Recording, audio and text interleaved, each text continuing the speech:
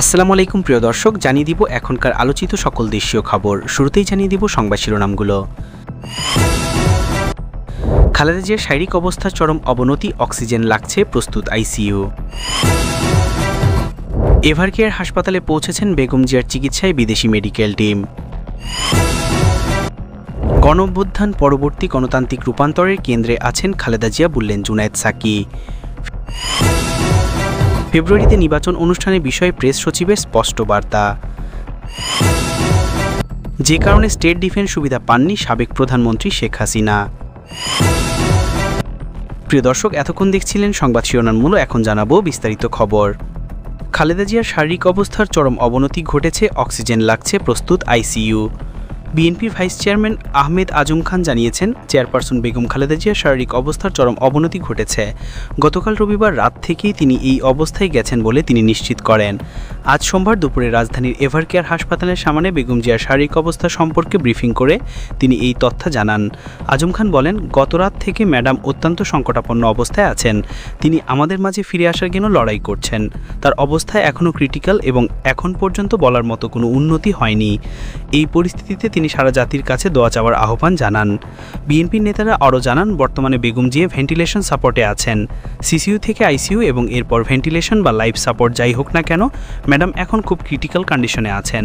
টানা 5 দিন তিনি সিসিইউতে থাকার পর সোমবার 2রা ডিসেম্বর দুপুরে তার শারীরিক অবস্থার অবনতি হয়েছে। চিকিৎসকরা জানিয়েছেন, রবিবার রাত থেকে তাকে 8 থেকে 10 লিটার অক্সিজেন দেওয়া হয়েছে। অবস্থার অবনতি হওয়ায় হাসপাতাল কর্তৃপক্ষ নিবিড় পরিচর্যা কেন্দ্র বা আইসিইউ প্রস্তুত রেখেছে। যদিও এখনও তাকে আইসিইউতে নেওয়া হয়নি, তবে আইসিইউর কিছু সাপোর্ট সিসিইউতেই সরবরাহ করা হয়েছে। বিএনপি চেয়ারপারসনের চিকিৎসায় গঠিত মেডিকেল বোর্ডের একজন সদস্য আজ দুপুরে এসব তথ্য নিশ্চিত করেছেন। তিনি আরও বলেন, এই আইসিইউ সাধারণ আইসিইউয়ের মতো নয়, এখানে সব ধরনের সাপোর্ট রয়েছে। তবে মেডিকেল বোর্ড এখনও আনুষ্ঠানিকভাবে কোনো সিদ্ধান্ত নেয়নি।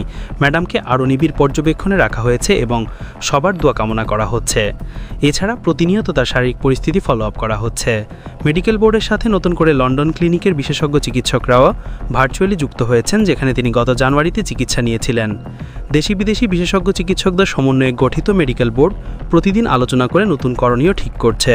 লন্ডন থেকে ভার্চুয়ালি ডক্টর জুবাইদুর রহমান এবং যুক্তরাষ্ট্র থেকে জনস হপকিন্স হাসপাতালের কয়েকজন বিশেষজ্ঞ চিকিৎসক বোর্ডের বৈঠকে অংশ নিয়েছেন। এভারকেয়ার হাসপাতালে পৌঁছেছেন বেগম জিয়ার চিকিৎসায় বিদেশি medical team. BNP chairperson Begum Khaleda জিয়ার চিকিৎসা সহায়তার জন্য 5 সদস্যের একটি বিদেশি মেডিকেল টিম এভারকেয়ার হাসপাতালে পৌঁছেছে। আজ সোমবার দুপুর 2:45টার দিকে হাসপাতালের প্রধান ভবনে টিমটি প্রবেশ করে। হাসপাতালের সূত্র আরও জানিয়েছে যে এই বিদেশি চিকিৎসকরা বর্তমানে বেগম জিয়ার চিকিৎসা তদারকিতে ঢাকা দেশি ও বিদেশি বিশেষজ্ঞদের সঙ্গে একটি গুরুত্বপূর্ণ বৈঠকে বসবেন।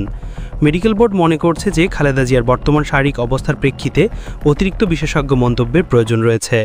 সূত্র অনুযায়ী অধিকাংশ বিদেশি চিকিৎসক চীনের নাগরিক।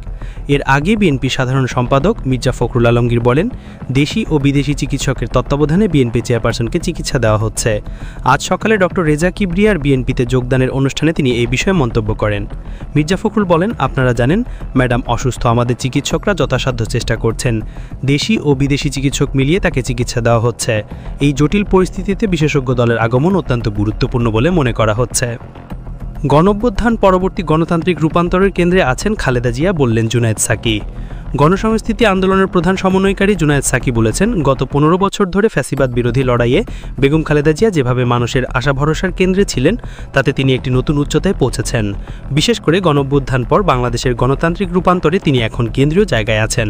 জুনায়েদ সাকি আজ সোমবার দুপুরে রাজধানীর এভারকেয়ার হাসপাতালে চিকিৎসাধীন বেগম খালেদা জিয়ার শারীরিক অবস্থার খোঁজখবর নিতে যান। পরে বেলা 2:30টার দিকে তিনি সাংবাদিকদের সাথে আলাপকালে এই কথাগুলো বলেন। জুনায়েদ সাকি জানান, তিনি বিএনপি চেয়ারপারসনের চিকিৎসকদের সাথে কথা বলেছেন। তাদের কাছ থেকে তিনি জানতে পেরেছেন যে এখন খালেদা জিয়ার ডায়ালিসিস চলছে। চিকিৎসকরা তাকে আশ্বস্ত করেছেন যে তারা তাদের সর্বোচ্চ চেষ্টা চালিয়ে যাচ্ছেন। গণতান্ত্রিক আন্দোলনে বেগম জিয়ার ভূমিকার মূল্যায়ন করে তিনি তাকে গণমানুষের আশা আকাঙ্ক্ষার প্রতীক হিসেবে উল্লেখ করেছেন। ফেব্রুয়ারিতে নির্বাচন অনুষ্ঠানের বিষয়ে প্রেস সচিবের স্পষ্ট বার্তা। আগামী ফেব্রুয়ারিতে জাতীয় নির্বাচন অনুষ্ঠিত হবে এ বিষয়ে স্পষ্ট বার্তা দিয়েছেন প্রধান উপদেষ্টা প্রেস সচিব শফিকুল আলম। আজ সোমবার ২রা ডিসেম্বর সকালে নিজের ফেসবুক প্রোফাইলে একটি সংবাদ লিঙ্ক শেয়ার করে তিনি বলেন, বাংলাদেশ ফেব্রুয়ারির প্রথম দিকে একটি অবাধ, সুষ্ঠু, অংশগ্রহণমূলক এবং শান্তিপূর্ণ নির্বাচনের পথে এগোচ্ছে। শফিকুল আলম বলেন, জিল্লুর রহমান নির্বাচন ফেব্রুয়ারিতে হওয়ার সম্ভাবনা দেখছেন না, এই মন্তব্য তিনি করেন বহুদিন ধরেই, কিন্তু আমরা ভিন্ন বাস্তবতা দেখছি। তার মতে নির্বাচন কমিশন খুব শীঘ্রই তফসিল ঘোষণা করবে। তিনি আরও জানান, নির্বাচন প্রস্তুতি নিয়ে অন্তর্বর্তী সরকার সবসময় স্বচ্ছ থেকেছে। নিরাপত্তা ব্যবস্থায় রেকর্ড সংখ্যক বাহিনীর পাশাপাশি অভূতপূর্ব মাত্রায় সশস্ত্র বাহিনীর সদস্য মোতায়েন থাকবে। নতুন ডিসি ও এসপি নিয়োগ সম্পন্ন হয়েছে এবং এই নিয়োগগুলো নিয়ে কোনো উল্লেখযোগ্য প্রশ্ন ওঠেনি। প্রেস সচিব আরও বলেন, নির্বাচনী প্রচারণা শুরু হয়ে গেছে, অধিকাংশ রাজনৈতিক দল তাদের প্রার্থী ঘোষণা করেছে। কিছু অভ্যন্তরীণ বিরোধ ছাড়া সামগ্রিক নিরাপত্তা পরিস্থিতি স্থিতিশীল। জুলাই চার্টার গ্রহণের পর নতুন রাজনৈতিক বন্দোবস্ত তৈরি হয়, দলগুলো একই সাথে অনুষ্ঠিত হওয়া গণভোটের প্রস্তুতিও নিচ্ছে। তিনি একটি দৈনিকের প্রতিবেদনকে ভিত্তি করে জিল্লুর রহমানের মন্তব্যের সমালোচনা করেন। প্রশ্ন তুলেন যে কেন তিনি 1996, 2014, 2018 বা 2024 সালের মতো পরিস্থিতির সম্ভাবনার কথা তুলছেন।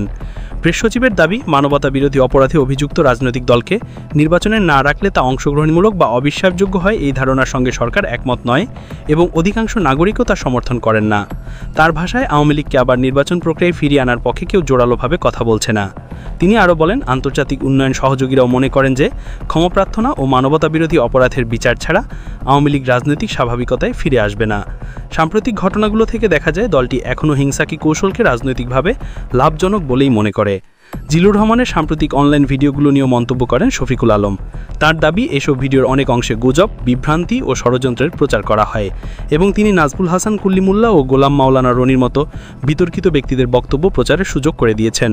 সবশেষ প্রেস সচিব বলেন, মানুষ নিজের যুক্তি বিবেচনা দিয়ে সিদ্ধান্ত নিবে। আর দুটি কথা তিনি নিশ্চিতভাবে বলতে পারেন, আওয়ামী লীগ নির্বাচন করতে পারবে না এবং অন্তর্বর্তী সরকার ফেব্রুয়ারির প্রথমার্ধেই একটি অবাধ, সুষ্ঠু, শান্তিপূর্ণ নির্বাচন আয়োজন করবে ইনশাআল্লাহ। যে কারণে স্টেট ডিফেন্স সুবিধা পাননি সাবেক প্রধানমন্ত্রী শেখ হাসিনা। প্রাক্তন প্রধানমন্ত্রী শেখ হাসিনা এবং তার বোন শেখ রেহানা ও রেহানার মেয়ে ব্রিটিশ এমপি টিউলিপ সিদ্দিকের বিরুদ্ধে দায়ের করা মামলায় সর্বোচ্চ শাস্তির বিধান রয়েছে যাবজ্জীবন কারাদণ্ড। কিন্তু আইনের বিধান অনুযায়ী যাবজ্জীবন কারাদণ্ড প্রাপ্য পেতে পারে এমন কোনো আসামির ক্ষেত্রে রাষ্ট্র থেকে স্টেট ডিফেন্স বা আইনি সহায়তা নিয়োগ করা হয় না বলে ফৌজদারি কার্যবিধিতে এমনটাই উল্লেখ করা রয়েছে বলে জানিয়েছেন ঢাকার বিশেষ জজ আদালত 4-এর বিচারক রবিউল আলম।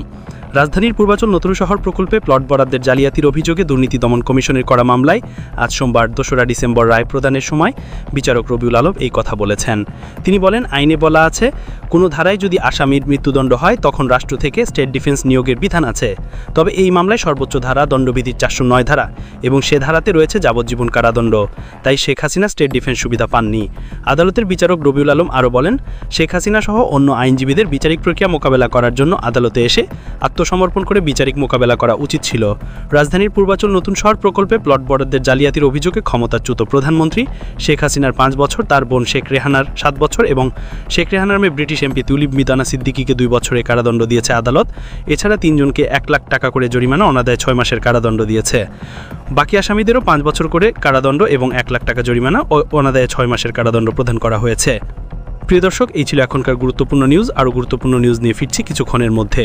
নিউজগুলো সবার আগে দেখার জন্য এই চ্যানেলটি সাবস্ক্রাইব করে আমাদের সাথে থাকুন। ধন্যবাদ।